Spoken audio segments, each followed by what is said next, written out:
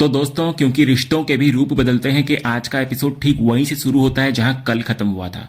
दरवाजे पर मालती को देखकर अंगद के मुंह से सिर्फ एक शब्द निकलता है, आई। तो बीकू अंगद की हैरानी देखकर पूछता है कि क्या ये उसकी आई है। तो अंगद के हाँ कहते ही घर का माहौल बदलता हुआ नजर आता है। सब लोग खुशी से अंगद की आई से मिलने के लिए आगे बढ़ते हैं। इसके बाद बीकू मजाक में मालती से कहता है कि वो बस 5 मिनट देर से आई क्योंकि अंगद और भारती की सगाई अभी अभी हुई है। ये सुनकर भारती एक अच्छी बहू की तरह मालती के पैर छूने के लिए झुकती है, लेकिन मालती उसको बीच में ही रोक देती है। इसके बाद मालती सबको इग्नोर करके सीधे अपने बेटे अंगद के पास जाती है। वो सिर्फ एक सवाल पूछती है, तूने सगाई की? तो अंगद दबी आवाज में हाँ कहता है। तो बस इतना सुनना था कि मालती का गुस्सा 7वें आसमान पर पहुंच जाता है। वो गुस्से में एक झाड़ू उठाती है और अंगद को मारने के लिए उसके पीछे भागती है। वो चिल्लाते हुए कह रही होती है कि उसने 1000 बार समझाया था कि यह सगाई नहीं करनी है। तभी अंगद अपनी आई के गुस्से से बचने के लिए घर के अंदर भागता है। मालती उसके पीछे पीछे जाती है और उसको कोसती है कि उसे जरा भी शर्म नहीं आई कि उसने अपनी आई से पूछे बिना इतना बड़ा कदम उठा लिया। तभी जब मालती अंगद पर हाथ उठाने वाली होती है तो भारती बीच में आ जाती है। वो अंगद को बचाते हुए मालती से कहती है कि वो अंगद पर हाथ ना उठाए। ये देखकर मालती का गुस्सा भारती पर उतर जाता है। वो भारती को छिड़कते हुए कहती है, तू कौन होती है रे हम दोनों के बीच में आने वाली, हट जा सामने से। तभी माहौल को बिगड़ता देख बीकू बीच बचाव करने आता है। वो मालती को समझाने की कोशिश करता है कि शायद उन्हें कोई गलतफहमी हुई है। वो बताता है कि सब कुछ बहुत जल्दबाजी में हुआ और सगाई का मुहूर्त भी बहुत शुभ था, जिसे उसने 3 पंडितों से पूछकर पक्का किया था। वो भारती की तारीफ भी करते हुए कहता है कि वो बहुत अच्छी, सीधी सादी और बड़ों का आदर करने वाली लड़की है और एक अच्छी बहू साबित होगी। लेकिन मालती पर उसकी बातों का कोई असर नहीं होता। वो बीकू को शांत लेकिन एक डरावने लहजे में कहती है, आपको सच्चाई का मालूम नहीं है, अगर पता चल गया ना तो भेजा घूम जाएगा आपका। इसके बाद मालती का गुस्सा शांत नहीं होता। वो अंगद की तरफ मुड़कर पूछती है कि क्या उसने इन लोगों को सच नहीं बताया। फिर वो बीकू की तरफ देखकर कहती है कि अंगद ने एक बहुत बड़ी सच्चाई छिपाई है और इसी वजह से वो उससे मार खा रहा है। ये सुनकर इधर अंगद के होश उड़ जाते हैं। वो मन ही मन सोचता है कि उसकी आई उसे बचाने आई है या उसकी मुश्किलें बढ़ाने। वो घबराने लगता है कि उसकी आई तो सबके सामने उसका सारा राज खोल रही है। इधर मालती दोबारा सबके सामने अंगद से पूछती है कि उसने सच क्यों नहीं बताया। तो अंगद स्थिति को संभालने की कोशिश करता है और अपनी आई को अकेले में बात करने के लिए अंदर ले जाने की कोशिश करता है, लेकिन मालती साफ मना करती हुई नजर आती है। वो जिद पर अड़ जाती है कि वो यहीं पर रहेगी और इन लोगों को सच्चाई पता चलनी ही चाहिए।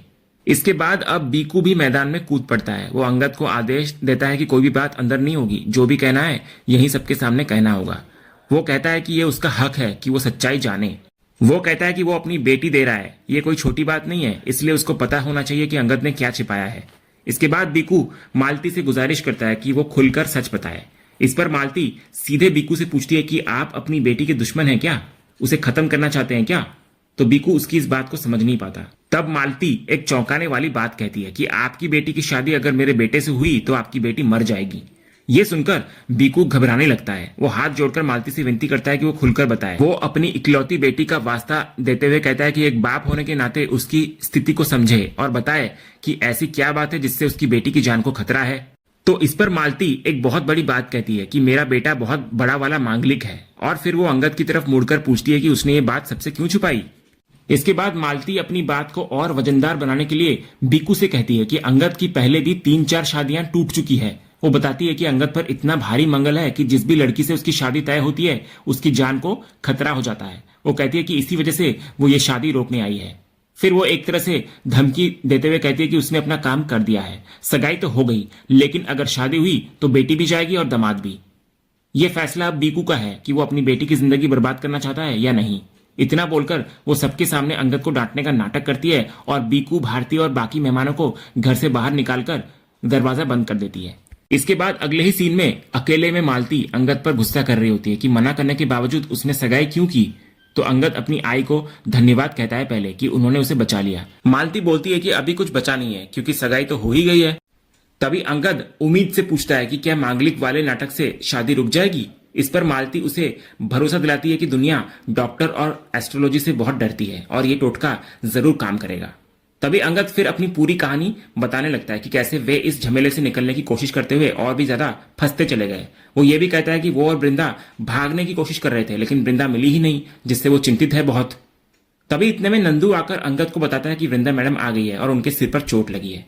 फिर अगले ही पल वृंदा घर के अंदर आती है और सीधे मालती के गले लगकर रोने लगती है। मालती भी उसको देखकर भावुक होती हुई नजर आती है और पूछती है कि उसे चोट कैसे लगी।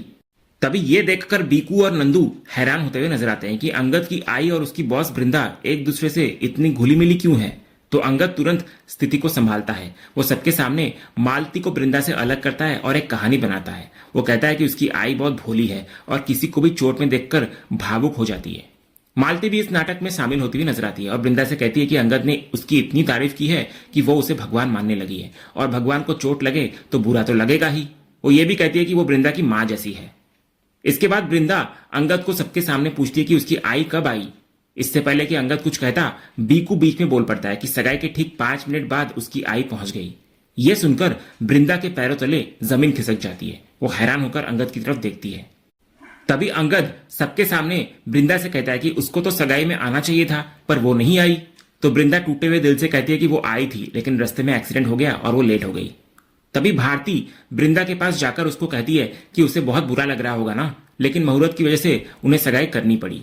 फिर वो बृंदा को ताना मारते हुए कहती है कि शादी अभी बाकी है और बृंदा के बिना तो शादी हो ही नहीं सकती। वो बृंदा से ही शादी और गठबंधन करवाने की बात कहती है।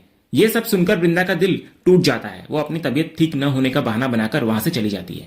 फिर इधर बृंदा के जाने के बाद मालती एक बार फिर से अपना ड्रामा शुरू करती हुई नजर आती है। वो सीधे भारती की तरफ मुड़कर कहती है, अगर तू इससे शादी करेगी तो मर जाएगी। वो उसको चेतावनी देती है कि अगर फिर भी उसे शादी करनी है तो वो अपने माँ बाप को खून के आंसू रुलाने के लिए तैयार रहे। इसके बाद वो बीकू को कहने लगती है कि वो अपनी बेटी को समझाए वरना इस जन्म में उसे वो दोबारा जिंदा नहीं देख पाएगा। तभी कजरी भी इस आग में घी डालने का काम करती है। वो बीकू से कहती है कि मालती जी सही कह रही है, मंगल का दोष सच में बहुत भारी होता है। वो अपने गांव का एक एग्जाम्पल देती है जहां एक मांगलिक लड़की की शादी करवाने पर उसका पति 2 दिन भी जिंदा नहीं रह पाया था। तभी मालती फिर से कमान संभालती है और बीकू से कहती है कि बच्चे तो बेवकूफ होते हैं जो प्यार के चक्कर में अपना बुरा कर बैठते हैं। वो कहती है कि ऐसे में समझदारी दिखाने की जिम्मेदारी बड़ों की होती है, यानी कि उसकी और बीकू की। वो उसे समझाती है कि क्योंकि अंगद ने उसकी बेटी से सच छुपाया है इसलिए अब भारती की जिंदगी दांव पर लगी है और वो चुप नहीं रह सकती। वो बीकू पर दबाव डालती है कि उसे ही इस शादी को रोकना होगा वरना सब कुछ भगवान भरोसे होगा। तभी बीकू अपनी लाचारी जताते हुए कहता है कि लेकिन सगाई तो हो गई है। इस पर मालती उसको कहती है कि शुक्र मनाओ, सिर्फ सगाई हुई है, शादी नहीं। अगर शादी के बाद कुछ होता तो बहुत मुश्किल हो जाती। वो उसको सलाह देती है कि इस शादी को यहीं पर रोक दो। इतना बोलकर वो अंगद को अपने साथ अंदर ले जाती है। अगले सीन में हम बृंदा को देखते हैं जो कि अपने रूम में होती है। तभी उसे अपने सिक्योरिटी गार्ड से फोन आता है कि अंगद त्रिपाठी उससे मिलने आए हैं। तो बृंदा उन्हें अंदर भेजने के लिए कह देती है।